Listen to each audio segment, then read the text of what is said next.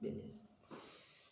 Então, gente, estamos retornando, né, com as nossas palestras, e eu vou fazer o estudo de hoje. É um estudo que foi feito em 2011 pela Anete Guimarães, e que é uma médica, se não me engano, neurologista, e eu fiz essa palestra há uns 6 anos atrás e resolvi repeti-la, porque eu gostei muito do tema, me chamou muita atenção, espero que vocês gostem. Na verdade, quase que um caso que eu vou contar, né? Estava acontecendo uma aula de medicina, na faculdade de medicina, onde a Anete estava participando da aula. E estava tendo aula, e era aula de genética. E o professor estava dando a aula sobre a evolução humana, né, do ser humano, das leis, da teoria de Darwin. E de repente, um estudante, 6 ou 7 estudantes levantaram no meio da aula e viraram para o professor e falaram com o professor: nós vamos nos retirar da aula porque nós somos crentes. E o que está se falando aqui, que o homem evoluiu do macaco, né, aquelas histórias, isso é uma heresia, é uma mentira. E a gente se sente até ofendido de estar aqui dentro. Levantaram os 7 estudantes, saíram, abandonaram a aula. O professor continuou normalmente dando a aula dele, sem problema nenhum. Aí quando acabou a aula, os estudantes saíram da sala, foi aquele comentário: o que será que vai acontecer? Será que a escola vai punir esses estudantes que abandonaram a aula, questionando a ciência, né? Um estudante de medicina questionar a ciência. E ficou aquele bochicho na faculdade. E teve um dos estudantes que estavam na sala de aula, e não foi um dos crentes, um que estavam lá, por sinal era até ateu, virou para a Anete e falou com ela que como é que pode, né? Deixa qualquer um entrar na faculdade, dá nisso. Vê se uma pessoa religiosa pode fazer medicina. O cara achava que era um absurdo um religioso estudar medicina, porque, segundo ele, o religioso ele é irracional. As religiões fazem aquelas lavagens cerebrais, né, no ser humano, e o religioso ele não tem capacidade de raciocinar e questionar. E na ciência tudo tem que ser questionado. E a Anete foi escutando aquilo, se manteve, né, na dela. Falou: não, eu não concordo com você. Você vai me desculpar, eu não concordo com você, não. Eu me considero racional, me considero capaz e sou religiosa. Vai me falar que você acredita que... Vai me falar que você acredita que Adão... nós viemos de Adão e Eva. Vai me dizer que você acredita que Jesus multiplicou os peixes para dar peixe para os outros. Aí ela falou assim, não, nem todas as religiões são iguais, né? Eu não acredito que nós viemos de Adão e Eva. Eu acredito no evolucionismo. Mas nem todas as religiões são assim. E a gente tem que respeitar a opinião de cada um, o direito de cada um. Mas o cara, ele era muito radical, né? E foi falando: pois eu não acredito em nada, não acredito em Jesus. Jesus é uma farsa. Jesus foi uma pessoa que foi inventado pela igreja para dominar, né? Foi inventado. Eu falei: não, Jesus não sei. Você acredita que Jesus não foi inventado? Aí ela falou: não, Jesus foi um personagem histórico, está relatado em livros, está relatado em escritos, em documentos. Não acredito nada disso, foi tudo invenção da igreja. E ficou naquela discussão. E ele não acreditava em nada. Ele falou que a única ciência que ele acreditava, perguntou se ela acreditava em Pedro Álvares Cabral, isso tudo é invenção de história. Aí ela falou: não, isso são fatos históricos, né? Não tem que questionar. Aí ele pegou e falou com ela que a única ciência que ele acreditava era a medicina, a matemática e a física. Psicologia, filosofia, história, isso para ele não era nada. Não tinha importância não, foi tudo. Aí minha avó falou, tá bom. Mas você acredita em Jesus? Acredita, lógico que acredita. Então, mas aí ele começou a provocar. Então eu queria que você me provasse uma coisa, como se ela quisesse provar alguma coisa. Ele queria que ela provasse. Ele falou, eu queria fazer uma aposta com você, então, já que você acredita em Jesus, acredita nessas coisas que a gente acabou de falar aqui, eu queria que você provasse para mim cientificamente uma frase de Jesus. Aí ela falou assim, tá. Como diz, eu não tenho nada a perder, não, né? Você que está me indagando, né? Aí ela pegou e falou assim com ele. Propôs ele uma aposta. Se ela não conseguisse provar a frase, ele ganhou a aposta. Aí ia tudo para ser derrogado, né, essas questões. E se ela provasse para ele, ele tiraria tudo que ele falou e admitiria, né? Aí ela falou assim, a proposta minha, a aposta que eu quero fazer com você é a seguinte frase de Jesus, que eu quero que você prove ela para mim. Vinde a mim, vós que estáis aflitos, que eu vos aliviarei. Pois comigo sempre o fardo é leve e o jugo é suave. Ou seja, quero que você prove para mim que com Jesus 50 arrobas pesa menos, entre aspas, né? Essa que era o questionamento dele. Então vou repetir a frase. Vinde a mim, a vós que estáis aflitos, que eu vos aliviarei. Pois comigo sempre o fardo é leve e o jugo suave, Jesus falou. Significa o quê? Que com Jesus, o peso era menor. 50 arrobas pesa menos com Jesus? Essa que era a questão. Mas tá bom.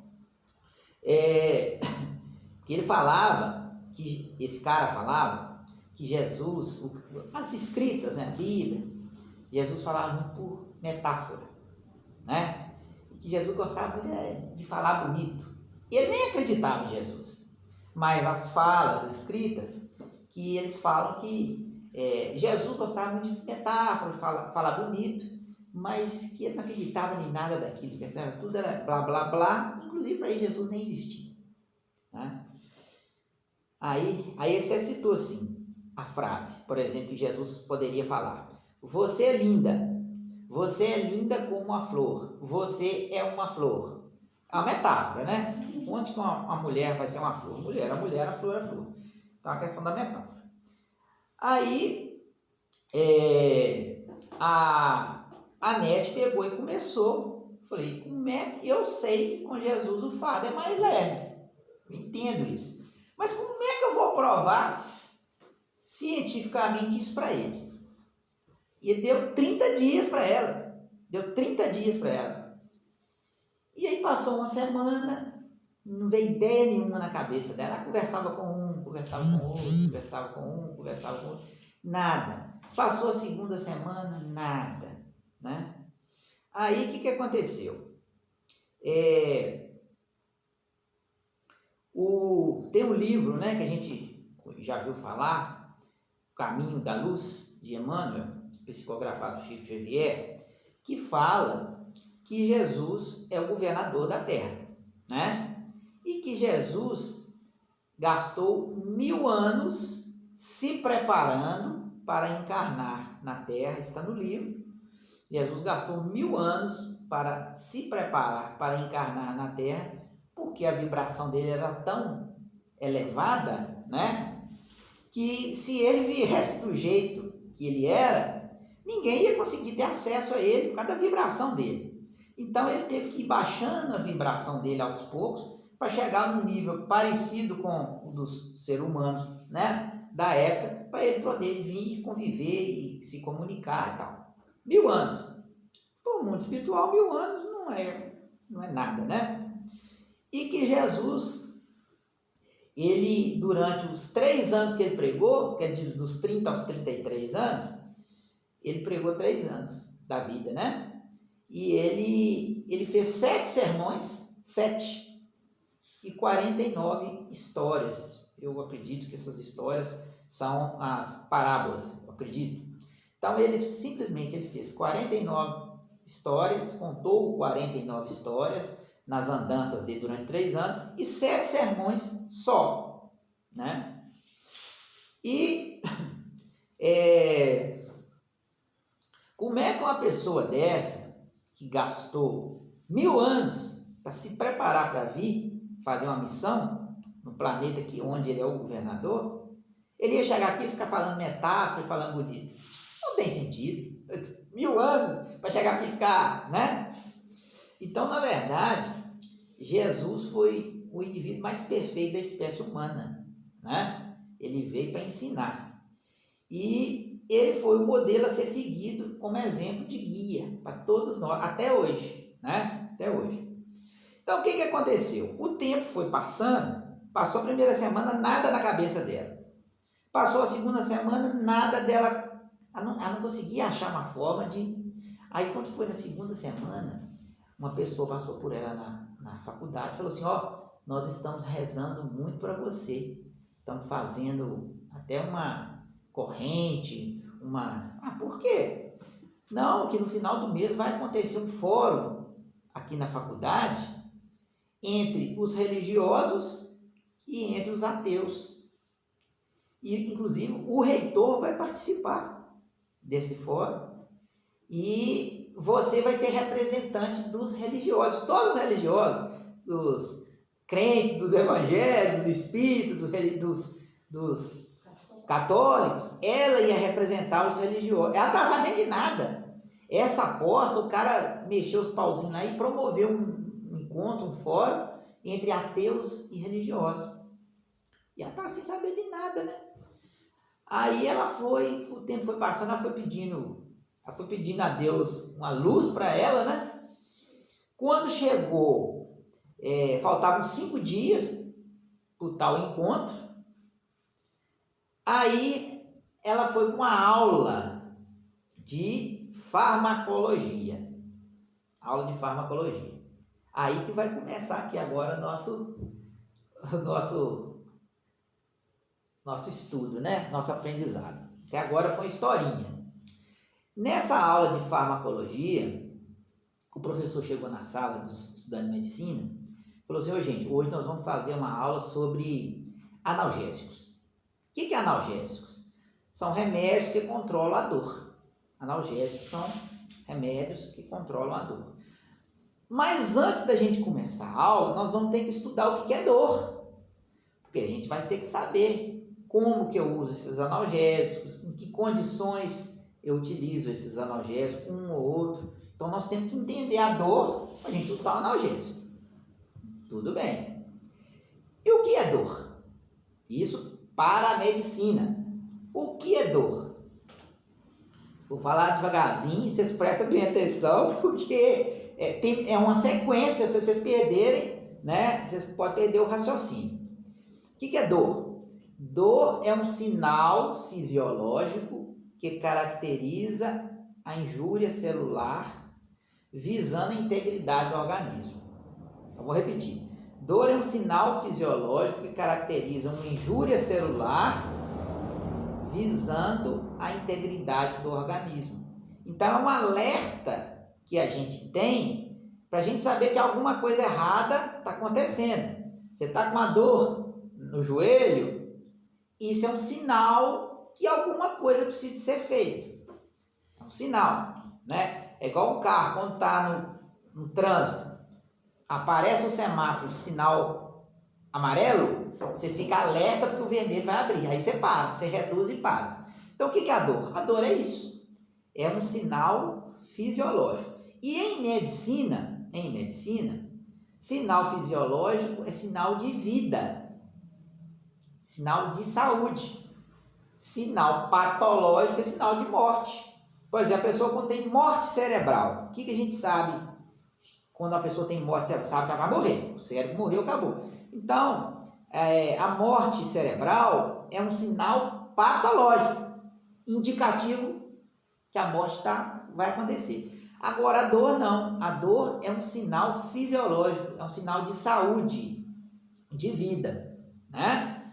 Isso para a medicina. Isso é um conceito da medicina. Beleza. Então, em função da dor, ou seja, a função da dor é uma proteção para os organismos vivos, né? Tem algumas crianças, tem uma síndrome rara, que ela não sente dor. A criança não sente dor. E geralmente essas crianças que têm essa síndrome, ela morre até antes de chegar à idade adulta. Por quê? Ela está com uma febre, ou está, por exemplo, com uma dor de ouvido. Ela não sente a dor, a infecção vai. Ela não sabe, ela não tem o sinal que ela está doente. Dor de dente. O que acontece? Você vai no dentista, resolveu. A pessoa às vezes está com dor de dente, se ela tem essa síndrome, ela não sabe, ela não tem dor, ela não tem infecção, a infecção pode virar uma infecção generalizada e a pessoa morrer. Geralmente essas crianças, né, essa síndrome é rara, essas crianças geralmente elas morrem antes de atingir a idade adulta, porque não consegue detectar o problema, né? Uma outra coisa muito importante, como que a dor acontece? Quando você machuca, você toma uma pancada, você queima a mão, pisa no prego, você sente a dor, o que acontece? Você lesou ou morreu algumas células do local, né? Morreu algumas células do local por causa de alguma injúria. Aí você sente a dor, porque a célula, quando morre, ela libera na corrente sanguínea algumas substâncias que provocam a dor, né? Então, a dor é isso. Há uma morte de uma boa quantidade de células em determinado ponto, essas células morrem, liberam algumas substâncias na corrente sanguínea, os nervos detectam essas substâncias, avisa o cérebro, como se diz assim, epa, para tudo que tem algum problema, né? Quando você põe a mão na chapa quente, o que você faz?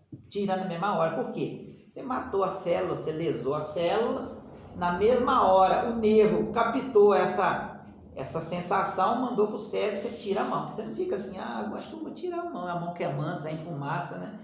Não é assim que funciona. Então, a dor é isso, né? E uma coisa muito interessante é que ninguém sente a dor na mesma intensidade, né? Tipo assim, a pessoa bate a cabeça num poste. Uns não sentem nada, outros sentem dor demais. Às vezes uma pessoa toma um murro, uma agressão, né? Um sente mais dor, outro sente menos dor, outro sente mais ou menos. Ninguém sente a mesma dor. E dor física e dor moral é a mesma coisa. Sentimento, é a mesma coisa, né? Você tem uma família que tem 10 filhos. Aí o pai morreu, tem um filho que sente mais a morte do pai do que o outro. Um não sente quase nada, né? Por que todo mundo, ninguém é igual? Né? Porque ninguém é igual perante a dor, né? Porque cada um tem um organismo, nós vamos ver isso aqui agora. Então, essa intensidade dessa dor, sentir muita ou pouca dor, é uma coisa muito interessante. Nós temos na nossa medula um local que chama Gate Control, que é portal da dor. Portal de controle. Gate Control. Portal de controle. Esse portal é um local, imagina como se fosse um portal mesmo, um anel, que está na coluna, na medula, e esse portal, ele está mais fechado ou mais aberto nas pessoas. O que acontece quando esse portal ele se mantém quase que fechado? Passa pouco estímulo de dor ali e a pessoa sente pouca dor. Quando esse portal mantém aberto, todo o estímulo de dor que você tem passa por ele, a dor é muito intensa. Por isso tem gente que sofre mais dor do que outros. Às vezes uma pessoa para tomar uma agulhada é um horror, né? E às vezes outra e não sente nada, né? Está enfiando aquela agulha, vai atravessando, pode enfiar, né? Então o que é isso? Isso aí é o portal, né? É o portal de controle que é mais aberto ou mais fechado em cada um de nós. Tudo bem. Mas o que isso tem a ver com as 50 arrobas lá de, né? Por enquanto ainda não tem nada. Bom, aí e como que essa dor ela pode ser diminuída ou aumentada, né? Já que o negócio é você ter o portal quase que fechado, então vamos fazer alguma coisa para termos o portal fechado. E como é que é isso? Aí que é interessante, aí que começa a coisa interessante. O nosso cérebro, ele tem a parte antiga que chama arqueocórtex. Arqueo de antigo. Então, nós temos a parte interna do cérebro nosso, chama arqueocórtex. E tem a parte externa, mais externa, que é chamada de neocórtex, que é o cérebro moderno. Que história é de cérebro moderno e cérebro antigo? Tudo que é irracional está no cérebro primitivo, o arqueocórtex. E tudo que é racional, que é do ser humano, está no neocórtex. Um exemplo. Animal sente dor? Sente. Ser humano sente dor? Sente. Então, se os dois são iguais, então a dor, ela está localizada, a sensibilidade da dor está no arqueocórtex. Animal sente fome? Sente. Ser humano sente fome? Sente. Então, onde está a sensibilidade da fome? No arqueocórtex. Então, tudo que o animal faz e que o homem também faz ou sente, está localizado no arqueocórtex. E tudo que o homem faz e que o animal não consegue fazer, está localizado no neocórtex, né? Que é o cérebro moderno. Por exemplo, animal faz uma sinfonia? Não. E o ser humano faz. Então, a capacidade artística do ser humano está localizada onde? No neocórtex, no cérebro racional. Né? O ser humano é solidário? Animal é? Não. Então, a solidariedade, o amor, a caridade, tudo está no neocórtex, que vamos assim dizer que o primata, né, o homem primata, ele era antigo, então ele era irracional. Não sei se eu estou falando bobagem aqui, se o primata poderia ser considerado irracional, né? Mas só tem o neocórtex, o homem atual, que é racional.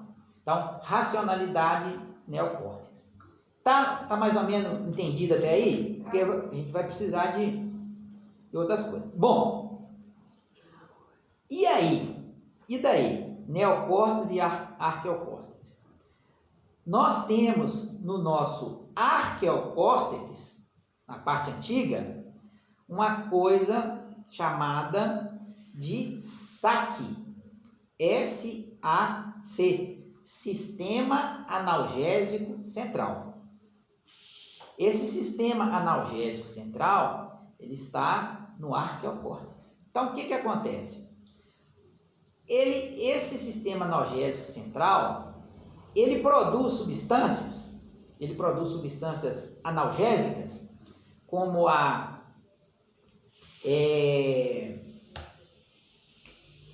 endorfina, que é aquilo que a gente descarrega no organismo quando a gente está correndo, que é chamado de hormônio do prazer, da alegria, a endorfina.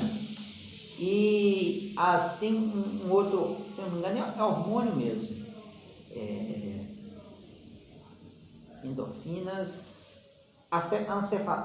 Endorfinas e encefalinas, principalmente esses dois analgésicos. Então, o sistema analgésico central, ele produz normalmente esses analgésicos, que caem na corrente sanguínea e impede da gente sentir muita dor, né? Mas o que acontece?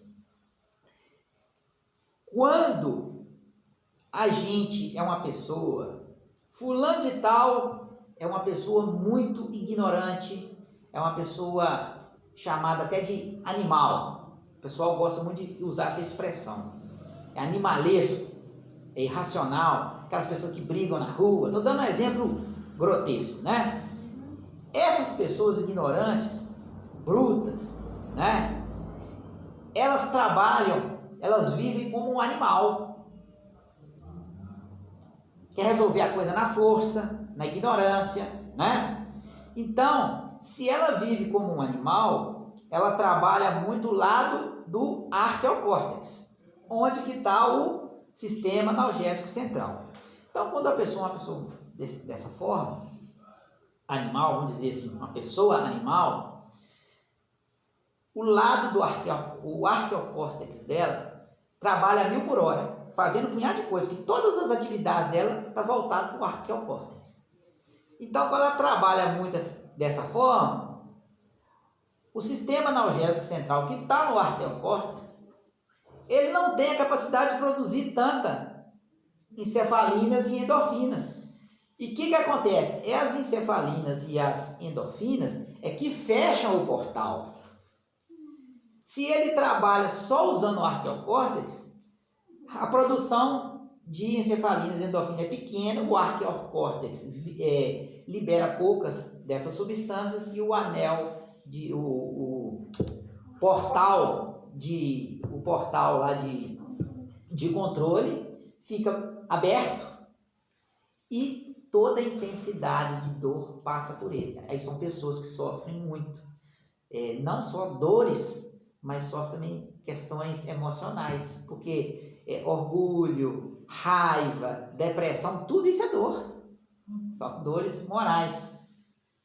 Então, que conclusão que dá para a gente chegar até agora? Que o ideal é nós trabalharmos cada vez mais o neocórtex, que é o cérebro racional. Porque eu trabalhando o lado racional, o neocórtex, eu vou liberar o arqueocórtex, ele vai produzir muita endorfina, muita encefalina, vai cair no sangue, o portal de controle vai ficar fechado e eu vou ser uma pessoa que sinta pouca dor, principalmente as dores. Quando a gente fala de dor, né, a gente está voltado muito para as dores morais, sentimento, né? E o que eu faço para mim trabalhar o neocórtex? Deixar o arqueocórtex de lado? Cedo bem. Jesus, por exemplo, trabalhava só o neocórtex. Ele não fazia nada de errado, nada de mal. Ele era caridoso, solidário, tinha muita solidariedade, só dava amor, né? O que ele fazia? Trabalhava o lado racional e o outro arqueocórtex só produzia as encefalinas, né? Olha que interessante. Porque nosso cérebro, ele trabalha com atividades elétricas, né? Atividades elétricas. Então, tudo que a gente pensa, tudo que a gente processa é cargas elétricas. Então, quando você concentra as cargas elétricas todas no lado do arqueocórtex, não sobra tempo para você processar. Você imagina uma pessoa que trabalha sozinha numa sala, com ar-condicionado, beleza, só ele. Agora, você imagina ter 50 pessoas naquela mesma sala, um com ventilador ligado, o outro com rádio ligado, o outro com... Qual que vai ser o rendimento? daquelas pessoas. Tem uns que não vai ter nem cadeira para sentar, vai ter que trabalhar em pé, então o rendimento vai ser fraco, que é a questão do sistema analgésico central, que não vai produzir tanta encefalina, tanta endorfina, quando você está trabalhando no arqueocórtex. Uma pessoa irracional, né? Mas e daí? E daí, o que tem a ver isso com peso? Com os 50 arrobas do exemplo lá. Que você pega, por exemplo, uma Irmã Dulce, por exemplo, uma Madre Teresa de Calcutá, um Gandhi, né? Que só fez o bem na vida, um Divaldo Franco, um Chico Xavier. Como é que é o cérebro dele? Né? Ele só trabalha no neocórtex. A Nete cita que ela ficava impressionada como é que a Irmã Dulce, com mais de 80 anos de idade, com 80% do pulmão dela comprometido, subia aquelas ladeiras de Salvador toda, levando trem, comida para os outros, e não cansava, né? Mas e aí, o que tem a ver a dor com subir ladeira? É porque o que acontece? Quando você está carregando 10 quilos de um lado, 10 quilos do outro, de peso, beleza, aí você vai subir uma ladeira de 500 metros, vai chegar no meio da ladeira, você já está cansado, né? Mas por que você está cansado? Porque você começa a sentir dor, dói o braço, dói a perna. Aí a pessoa começa a reclamar. Nossa, que calor! Não estou aguentando esse calor. E começa a xingar, estou doido para estar lá em cima. O que ele está fazendo? Ele está sendo irracional. Né? Ele está sendo irracional. Segundo ela, a Irmã Dulce subia cantando, rezando, abençoando os meninos. Não está ligando para mim subir. Ela falou, não sei como é que ela conseguia fazer isso com 80% do pulmão perdido, porque ela tinha só 20% do pulmão. Então, na verdade, a dor está ligado a dor está ligada a essas questões mesmo, né? De morte celular, de cansaço. Então, o importante é que a gente possa trabalhar sempre o lado bom. Ah, mas é bacana ser bonzinho. Não é que é ser bacana ser bonzinho. Você está ajudando você mesmo, né? Você está ajudando você mesmo. Jesus disse o seguinte: comigo todo fardo é leve, todo jugo é suave. Então, Jesus não falou bonito. Ele disse a verdade dentro das mais modernas tendências da neurofisiologia, né? Moderna. A ciência que está falando isso. Jesus não falou bonito, não falou metáfora, não.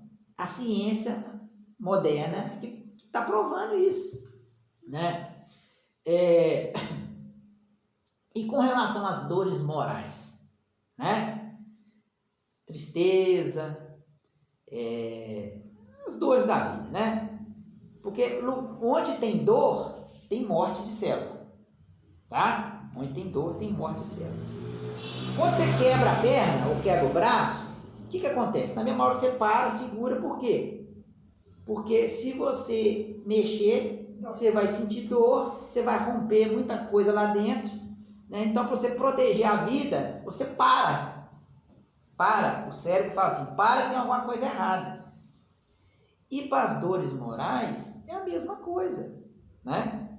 Só que a dor moral, ela não tem uma localização. Você fala, tá doendo meu braço, tá doendo a minha perna, né? Às vezes a pessoa tá deprimida, ela vai no médico, ela fala, tá doendo, não, tá doendo espalhado. Aí o médico fala, dor difusa, porque ele não é localizado. Quando um pensamento ruim, uma raiva, um ódio começa a te prejudicar, ela começa a matar, porque quando você sente, por exemplo, raiva, pensamentos ruins, raiva, ódio, ingratidão, o organismo começa a produzir corticoide, tá? E esse corticoide, que cai na corrente sanguínea, olha pra você ver, hein?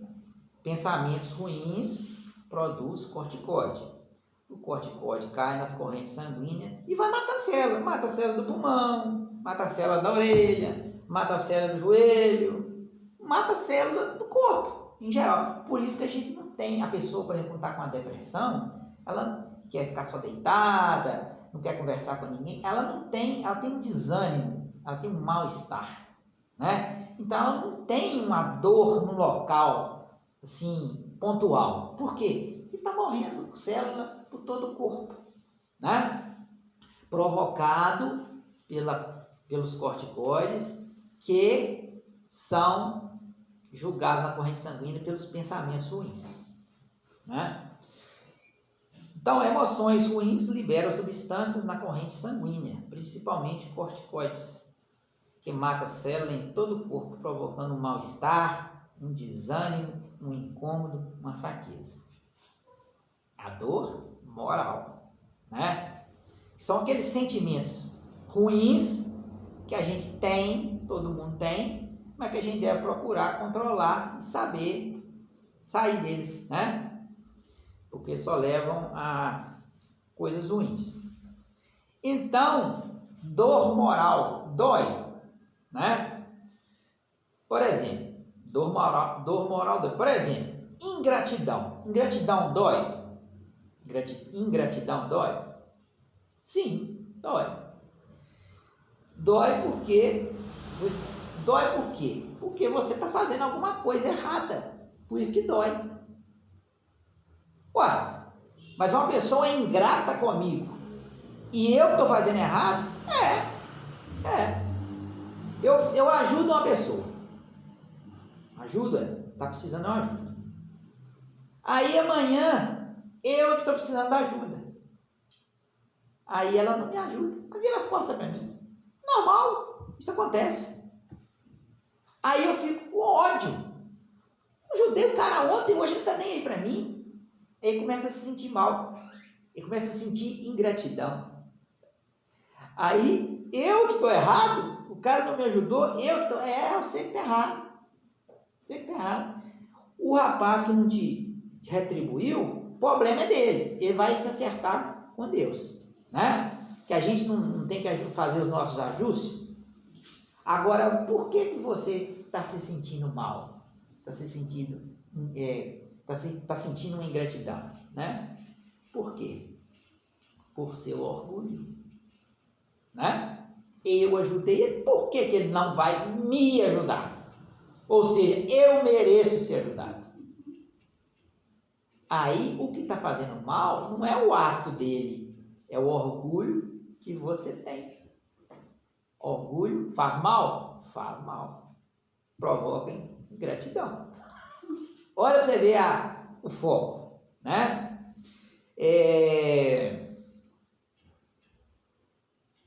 Tudo bem.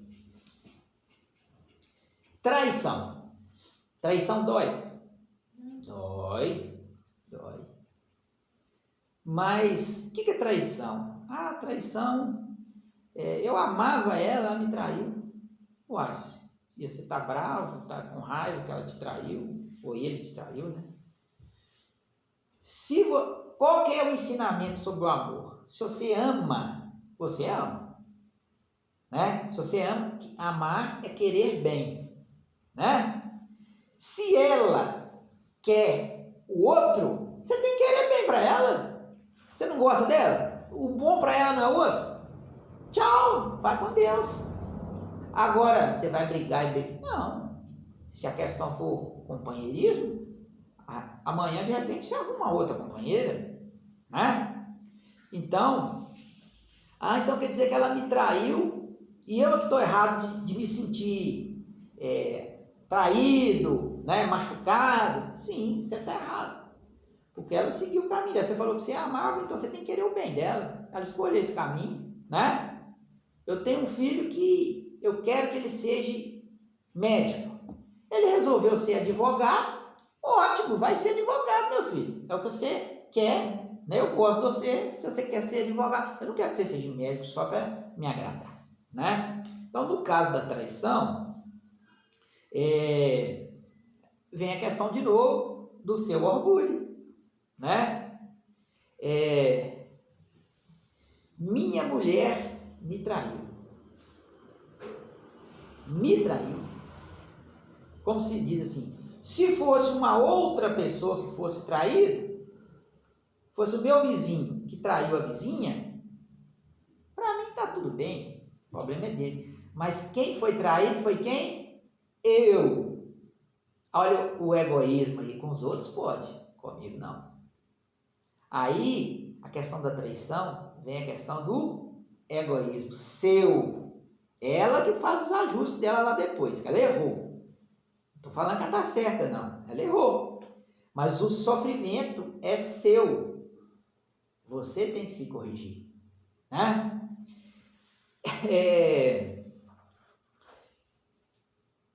Igual, por exemplo, Jesus, quando foi crucificado na cruz é bom demais, né?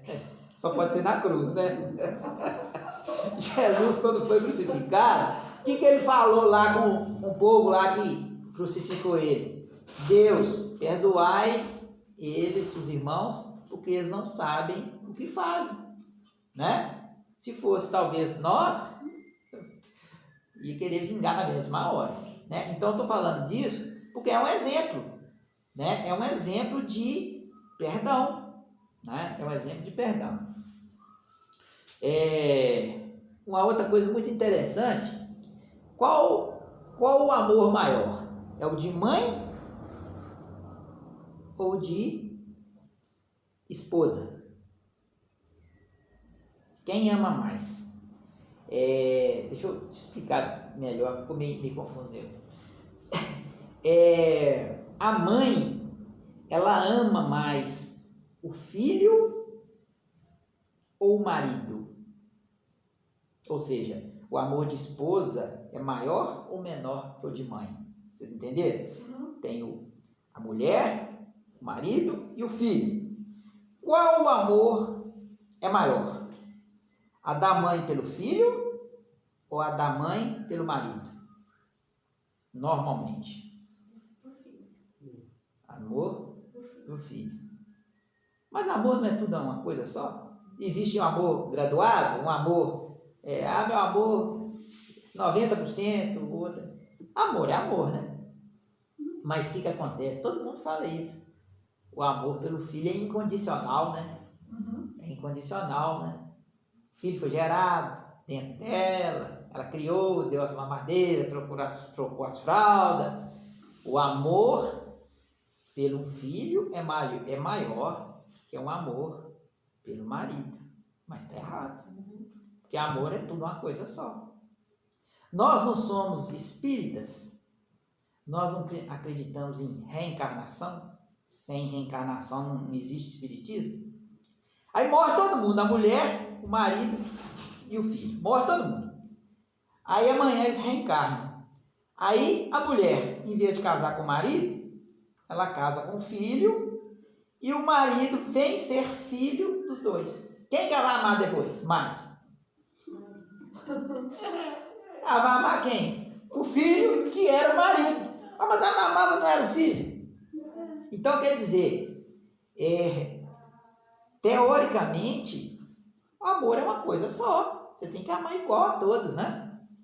Quem você amava antes virou marido, o filho virou marido, o marido virou filho, aí mudou o amor. Não, amor é uma coisa só, né? É complicado. Por isso que eles falam que a maior tristeza da mãe é quando o filho casa, né? Que a nora rouba o filho dela, né? A nora rouba o filho e tal. Mas o ensinamento é que ela deve amar demais a nora, porque é a nora que vai fazer o filho feliz, né? Então, se ela amar a nora como uma filha, a nora tem muito mais chance de cuidar melhor do filho que ela ama, né? Do que se ela não fosse bem tratada pela sogra, né? Então, gente, na verdade, a dor não é um castigo que a gente tem. Ela é uma bênção, né? Que ela avisa pra gente que tem alguma coisa errada que nós precisamos de mudar, né? E muitas das vezes a dor ela é provocada por nós mesmos, ou quase na maioria das vezes. Tem um homeopata, que a Nete cita, amigo dela. Esse cara, ele é considerado o 5º melhor homeopata do mundo. 5º, amigo dela. E além de homeopata, ele é psicólogo. Então, ele fez um estudo, uma pesquisa científica, que ele estudou as doenças e os doentes, as pessoas e as doenças. Então ele chegou à conclusão, olha que interessante, isso é estudo científico, ele chegou à conclusão que toda pessoa que tem câncer, ela tem mágoa ou ódio. Quem não tem mágoa ou ódio nunca vai ter câncer. Olha para você ver. Então, o câncer está ligado à mágoa e o ódio que a pessoa tem de alguém. Eu não falei anteriormente aqui que os sentimentos ruins liberam corticoides. O sentimento ruim de mágoa e ódio libera substâncias que desencadeiam no câncer. Né? Outra coisa. Infecções renais. Não sei se é o caso do amigo que tem cálculo renal. Não sei se é isso. Mas infecções renais estão ligadas a ciúme. Tá? E processos reumáticos ligados a orgulho. É lógico que todo mundo, todos nós temos um pouco de orgulho, um pouco de ciúme, um pouco de mágoa, um pouco de ódio, porque nós somos imperfeitos. Mas a questão é quando a pessoa tem muito e fica nutrindo aquilo, aí desencadeia nessas questões. Então, muitas das vezes, nós é que provocamos nossas doenças. Ah, mas se a gente souber disso tudo, a gente não vai adoecer, nós vamos virar uma múmia, né? Vamos viver 200 anos. Não é isso. Não é isso. Porque o nosso corpo ele não vai durar 150, 200 anos. Mas muita coisa você pode amenizar e ter uma vida mais longa, mais proveitosa, ter mais aprendizado aqui. Um dia nós vamos morrer mesmo, né? Mas uma coisa é você morrer de um mal que você provoca. E a outra coisa é você morrer, vamos dizer assim, de morte natural, de velhice, né? Então que possamos refletir, né? E observar essas coisas da gente, que muita coisa a gente pode, né? A gente pode evitar. Tem um exemplo, esse homeopata foi atender um paciente com câncer, e esse paciente era conhecido dessa net de mais alguns estudantes. Ele falou, vem assistir aqui a consulta. O paciente era conhecido de todo mundo? Não, beleza. Aí o homeopata virou para ele e falou assim, o cara estava com câncer. Você tem mágoa de alguém? Aí ele pegou e falou assim, não tem não. Tá bom. Você tem ódio de alguém? Aí ele começou a gaguejar. Ódio? Ele começou a gaguejar. Aí o cara falou, você tem ódio, né? Ele falou, tenho muito ódio. Pois é, esse ódio é que te adoeceu. Se você quiser se curar, você vai ter que perdoar. Você vai ter que perdoar o seu amigo aí. Eu prefiro morrer. Não, olha. Porque o ódio era tanto, né? Eu prefiro morrer. Não, perdoar não perdoa. Então, são essas coisas. A gente não pode mudar muita coisa. Por exemplo, a gente não pode mudar o presidente da República.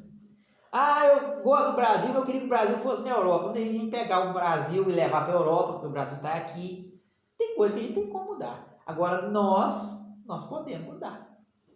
Desde que a gente tenha aprendizado, né? O que nós estamos fazendo aqui agora? Estudando, melhorando, evoluindo, né? Aprendendo coisas que a gente não sabe, para a gente viver cada vez melhor, ter menos dores, né? Todos nós temos as nossas dores, as nossas perdas, mas cabe a nós minimizar essas dores. Como? Mudando, sendo bom, né? Uma outra coisa muito interessante. Saudade dói? Dói. Olha que interessante. Saudade dói? Dói. Aí a pessoa vai lá, a mulher vai lá, por exemplo, no cemitério, né? Enterrar o marido que faleceu. O que vai ser de mim nessa vida? O que vai ser de mim? Não é o que vai ser dele, não, que vai sozinho, né? Porque ficou ela, ficou os filhos, ficou o sobrinho, ficou todo mundo aqui. Aí ele vai, teria que falar assim, o que vai ser dele? Não, o que vai ser de mim.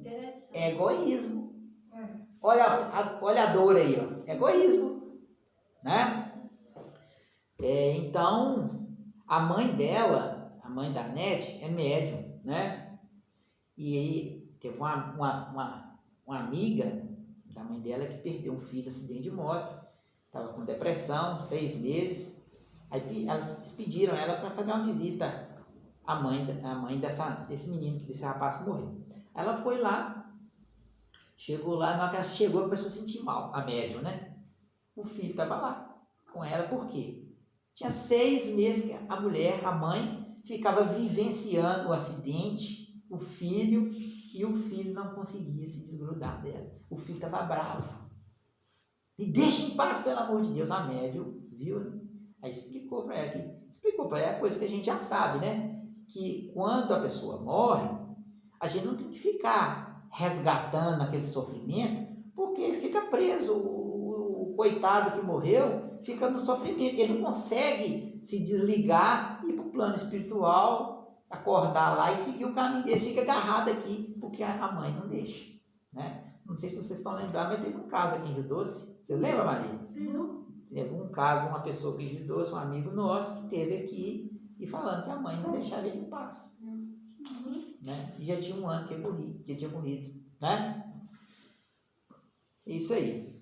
Então, gente, para encerrar, a dor é um sinal fisiológico que caracteriza uma injúria celular visando a integridade do organismo. Ou seja, é um alerta para você corrigir o que está acontecendo de errado.